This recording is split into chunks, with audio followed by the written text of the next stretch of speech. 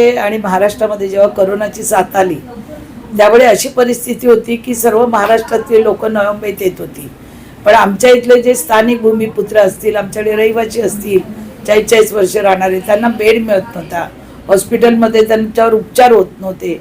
आणि ह्या गरीब लोकांसाठी विचार केला. मी स्वतः 2दा कोरोनामध्ये पेशंट होती. विचार केला की एक आपल्याकडे मेडिकल कॉलेज आणि सुपर स्पेशालिटी हॉस्पिटल जर असलं तर इथल्या गोरगरीब लोकांना एक तर रोजगारही मिळेल, लोकांची सेवा होईल, अनेक विद्यार्थी घडले जातील, शिकले जातील.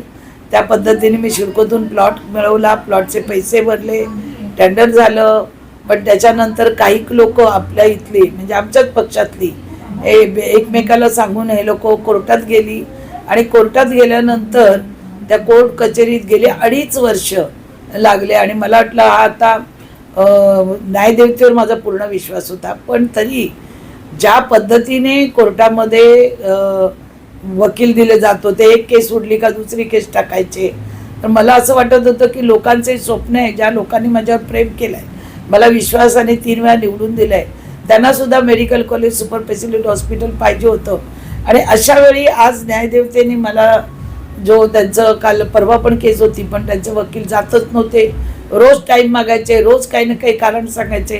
शेवटी आज कोर्टाने याचिका त्यांची फेटाळलेली आहे.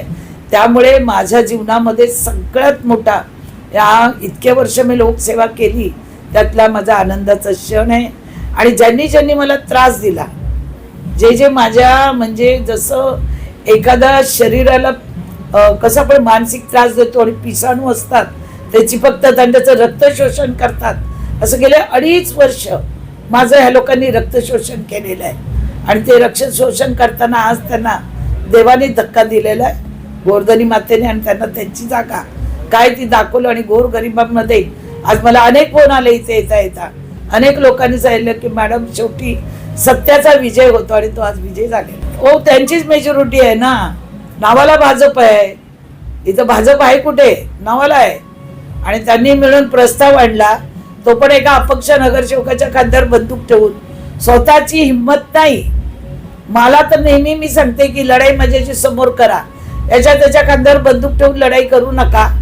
आणि काय झालं, शेवटी तो प्रस्ताव गुंडाळून पडला ना भाषणामध्ये, शेवटी आले ना आमच्या वरून फोन, मग राहिला ना प्रस्ताव.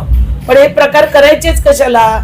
आता बघू ना कोण कामं मागायला येतं, कोण कमिशन मागायला येतं, मी बघते ना. आता येऊ द्या हॉस्पिटलमध्ये कोण येतं, त्याचा नकाबच फाडून मी फेकणार आहे. कोणी येऊ द्या आता.